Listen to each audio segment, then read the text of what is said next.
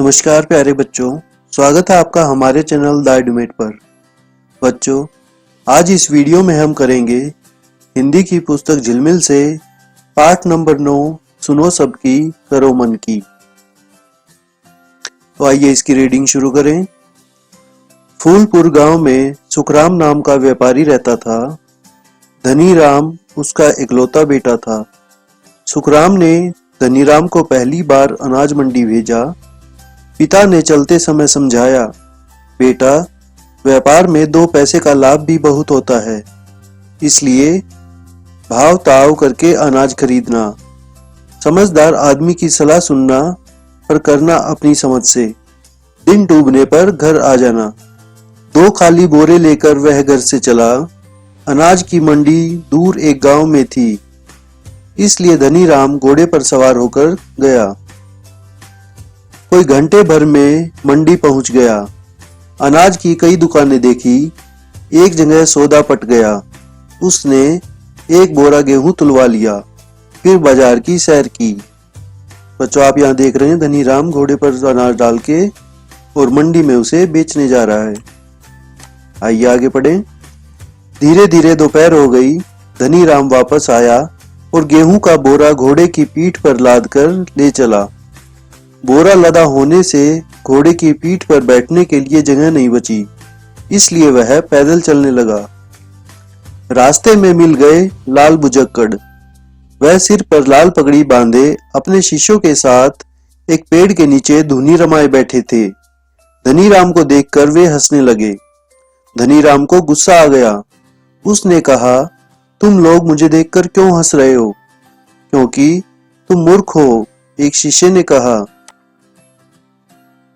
आगे, मैं मूर्ख हूं, तुम लोग मुझे? ऐसा कहकर धनीराम उनसे लड़ने को तैयार हो गया।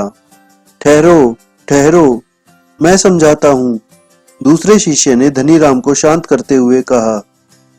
बात यह है कि जब तुम्हारे पास घोड़ा है तो पैदल चलना मूर्खता की बात है या नहीं? अजीब बात करते हो, देखते नहीं घोड़े की पीठ पर गेहूं लदा है, मैं कैसे बैठूं? धनीराम ने कहा। हाँ, यह हुई ना बात, शिष्य ने कहा। मैं कैसे बैठूं का जवाब देंगे हमारे उस्ताद लाल बुजक्कड़। आओ उनसे पूछते हैं। अब वे सब लाल बुजक्कड़ के पास आए। उन्होंने धनीराम की समस्या बताई। लाल बुजक्कड़ सुनकर पहले तो गंभीर हो गए, फिर मुस्कुराने लगे। इतनी छोटी सी बात, अभी हल किए देता हूं समस्या को। लाल बुजक्कड़ ने कहा, बोरे में क्या है? गेहूं, धनीराम ने कहा।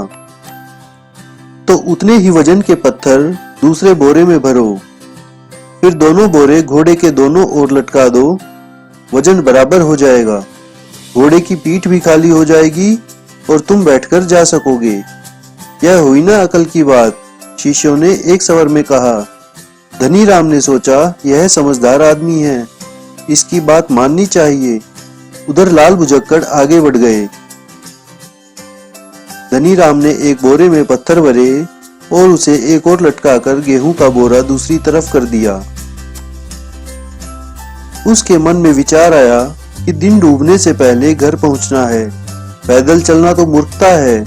वह घोड़े की पीठ पर बैठ गया। उसके बैठते ही घोड़ा गिर पड़ा। आसपास के लोग मदद के लिए दौड़ पड़े। धनीराम के हाथ पैर छिल गए।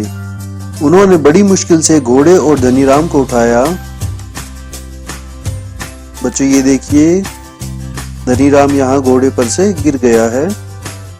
आइए आगे बढ़ें। बोरे में पत्थर बड़े देखे तो वे धनीराम को डांटने लगे। अजीब मूर्ख हो, इतना वजन घोड़े पर लाद कर चलते हो। बेचारे जानवर पर जरा सी भी दया नहीं आई। तुम लोग भी मुझे मूर्ख कहते हो? धनीराम परेशान होकर बोला। हाँ हाँ, तुम मूर्ख हो, नहीं तो बोरे में पत्थर क्यों भरते? गेहूं का वजन बराबर करने के लिए भरे हैं। यह मुझे लाल पगड़ी वाले बुजुर्ग ने सिखाया था। जैसा उन्होंने कहा वैसा मैंने किया। तो तुम्हें मूर्ख लाल बुजक्कड़ मिला था? वह तो मूर्ख है ही, तुम भी मूर्ख बन गए। सच में मूर्ख बन गया।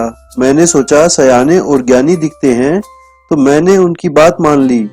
लोगों ने धनीराम को समझाया, पत्थर लादने के बजाय गेहूं को 2 हिस्सों में करके बोरों में भर लेते, दोनों बोरे लटका लेते, वजन भी नहीं बढ़ता और तुम बैठकर भी आ जाते। कुछ अपनी समझ भी तो लगाई होती। धनीराम को लगा वह सचमुच मूर्ख बन गया। उसने तुरंत पत्थर फेंके, आधा गेहूं दूसरे बोरे में भरकर दोनों ओर बोरे लटका दिए। अब ज्यों ही वह घोड़े की पीठ पर चढ़ा, त्यों ही घोड़ा सरपट भाग चला। शाम होने से पहले वह घर भी पहुंच गया। वह मन ही मन सोच रहा था, बड़े बुजुर्ग ठीक ही कहते हैं, सुनो सबकी करो मन की।